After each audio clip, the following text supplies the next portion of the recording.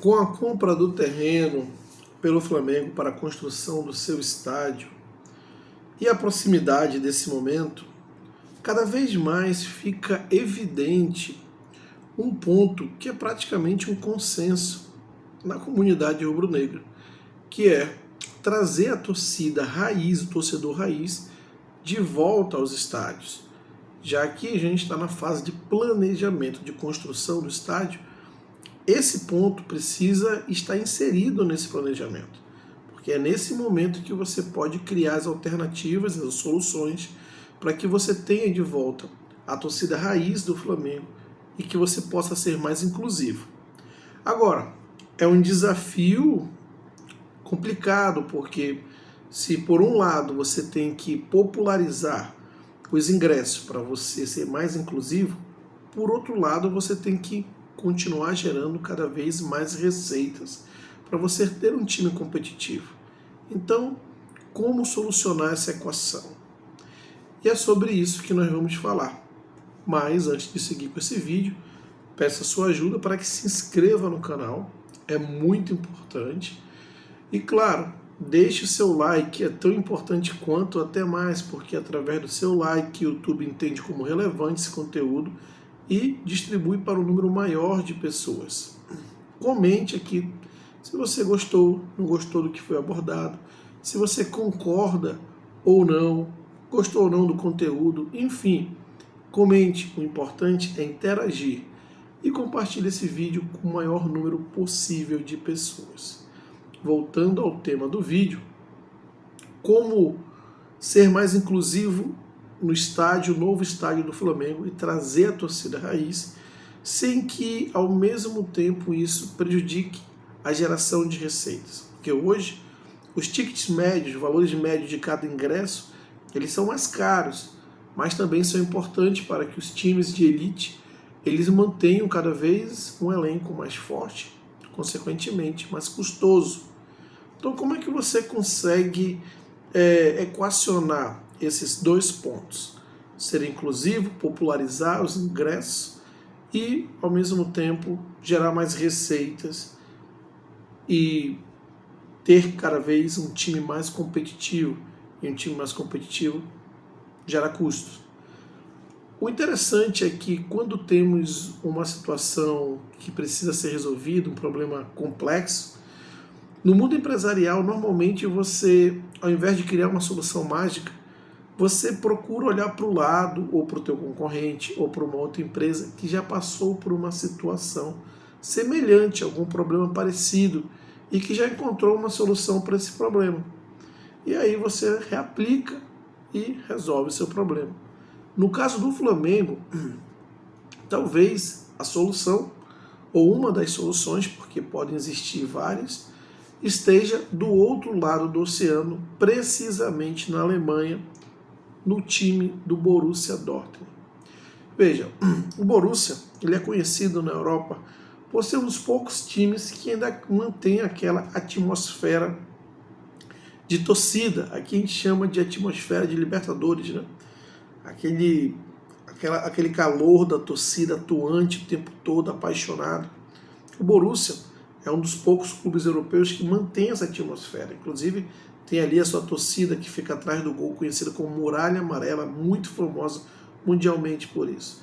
Diferente de outros times importantes na Europa, como Real Madrid, Barcelona, até mesmo o Bayern de Munique, que tem ali aquela torcida que as pessoas dizem torcidas de teatro, né? No campeonato inglês a gente tem o Manchester United, o Manchester City, os times ingleses também têm essa torcida, alguns times têm essa torcida de teatro, as pessoas que vão ali mais por entretenimento e não necessariamente aquela questão do torcedor raiz. Então, o Borussia é um dos poucos times que preserva essa cultura.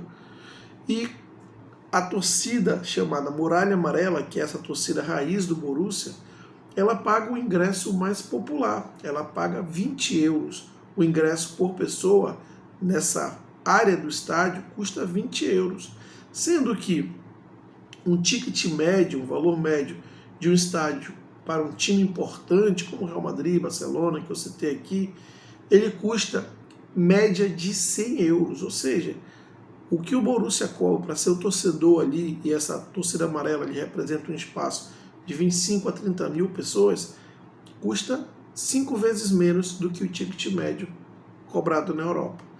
Poxa, Diogo, mas você acabou de falar que precisa equilibrar essa questão. Como é que então que o Flamengo, se for pegar esse exemplo, vai gerar mais receitas, considerando que o novo estádio ele vai ser mais ou menos do mesmo tamanho do Maracanã, com algumas diferenças que vai conseguir aproveitar melhor os espaços quando oferecer um lugar reservado para a torcida visitante, não vai precisar separar toda uma área para isolar a torcida visitante. Ou seja, se a capacidade de arrecadação, a capacidade de pessoas vai ser parecida, como é que o Flamengo vai arrecadar mais do que arrecada no Maracanã e ainda popularizar os ingressos? É essa a questão. É justamente isso. Primeiro, o Borussia, que é o exemplo aqui citado, e esse é o pulo do gato, ele cobra 20 euros para a sua torcida mais popular, a Muralha Amarela. Só que essa Muralha Amarela, ela virou tão famosa mundialmente que o Borussia ele tem uma parte do seu estádio reservado só para turistas, né? Porque há uma demanda muito grande para assistir os jogos do Borussia, para participar dessa experiência, porque hoje é uma experiência você assistir os jogos do Borussia, pô, a Muralha Amarela, participar de um jogo de Champions, tem todo um contexto. E esses ingressos são cobrados em média 200 euros, ou seja, o dobro do ticket médio que é cobrado nos estádios, como eu falei anteriormente. E outros segmentos do estádio também são cobrados acima da média. Em outras palavras, o Borussia ele segmentou seus clientes. Ele entendeu que tem aquele torcedor que consegue pagar bem acima da média do estádio e tem aquele torcedor que não consegue, só consegue ir pagando bem abaixo da média, mas esse torcedor ele é igualmente importante e é importante para o clube ser inclusivo. Então, quando ele segmenta, ele cria condições para cada tipo de torcedor estar presente.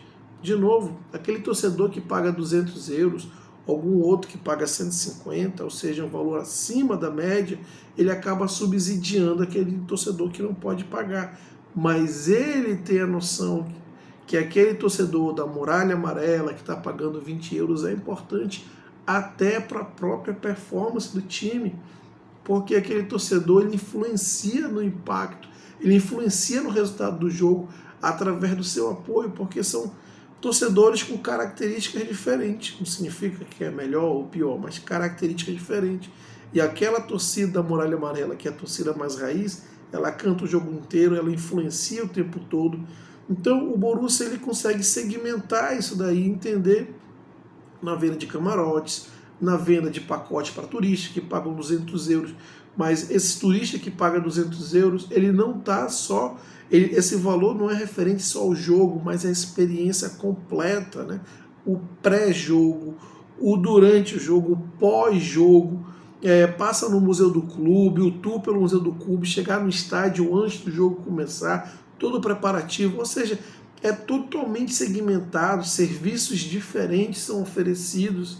Então você consegue segmentar isso daí e gerar linhas de receitas diferentes que comportem os diferentes públicos, os diferentes clientes que você tem, cada vez mais negócio, cada vez mais visto como negócio. E aí você acaba sendo mais inclusivo, abraçando a todos, inclusive a Muralha Amarela, ela influencia no impacto esportivo. Quem é acostumado a ver os jogos do Borussia, tanto na Bundesliga como na Champions, você vê a influência que a torcida tem, essa Muralha Amarela. Então, esse é um exemplo muito interessante para que o Flamengo se inspire.